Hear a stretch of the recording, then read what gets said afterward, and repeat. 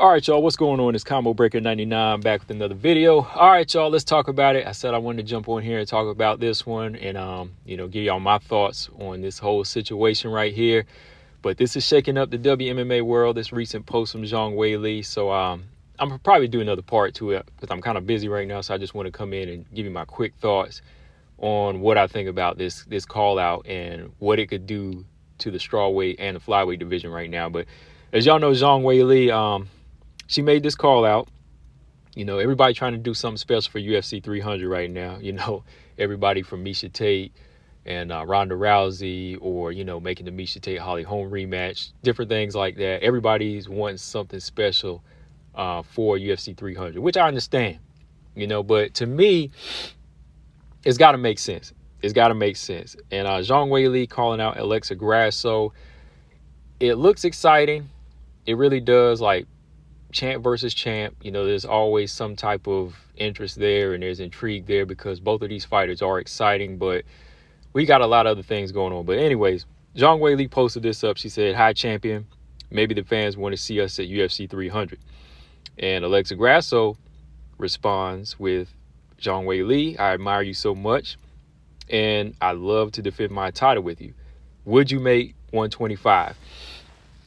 And the post at the top, the comment, because when she reposted it, because this was the picture she had posted, at the bottom of the comment did say that Zhang Weili said, "I can make 125.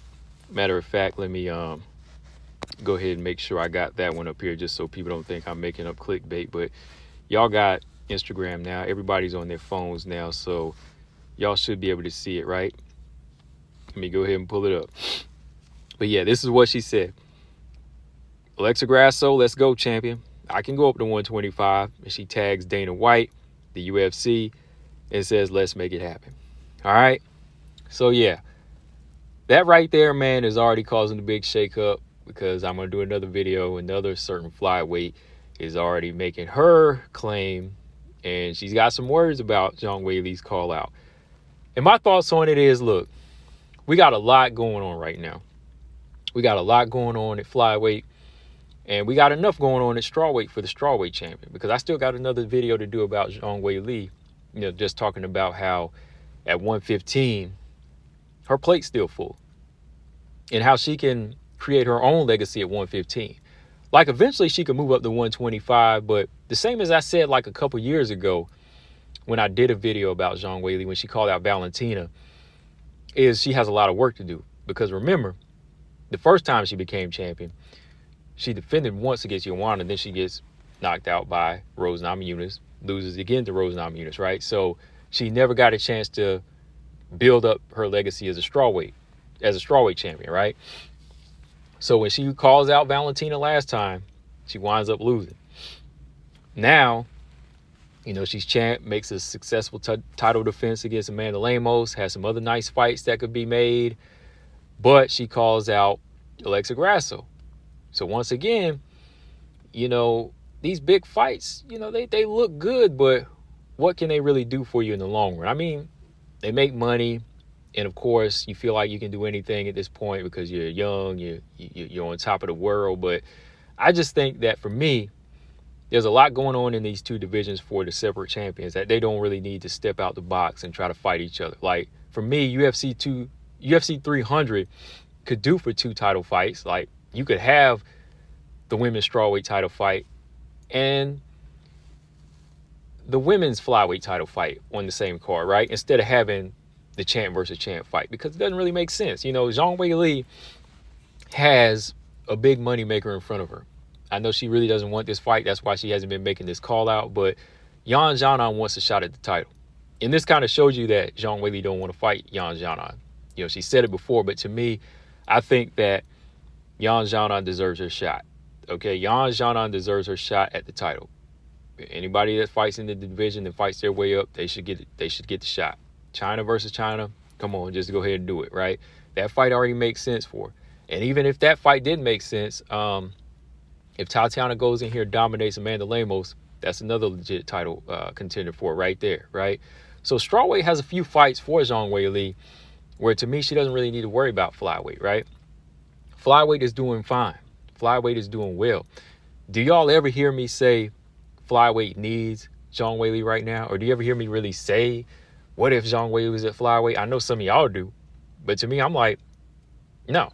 I never mentioned Zhang Weili at flyweight unless y'all bring it up to me. Because why? This division is thriving without her.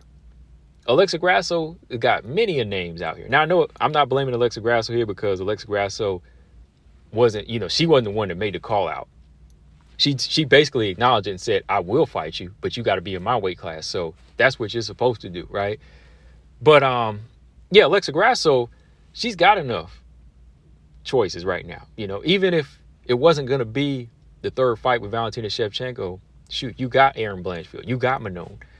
Or you could fight Valentina the third time and then let Aaron and Manon fight and fight the winner of that fight. But right now, Alexa Grasso's got enough fights. So I'm hoping that Dana White and the UFC, they don't even entertain this fight. I know there's going to be a lot of people that's going to get mad at me for this, but hey, when I talk sense, hey, I just got to speak it real, man. I'm just being real. Like, this ain't a fight that really needs to happen. Zhang Weili, she's got enough fights at strawweight right now to make her look good. Alexa Grasso, she's got enough fights at flyweight to make her look good. But, so she could have turned it down and said, you know what? I'm busy with Valentina. Because if they do this is going to put the whole division on hold. Because then Valentina is going to be forced to fight somebody else.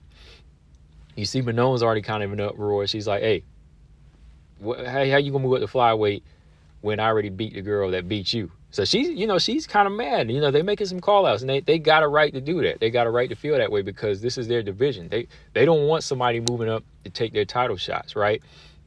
Manon was injured, so she's like, hey, you got my title shot, Grasso. So people can't really get mad at her. She's just trying to stand her ground so she can get her title shot.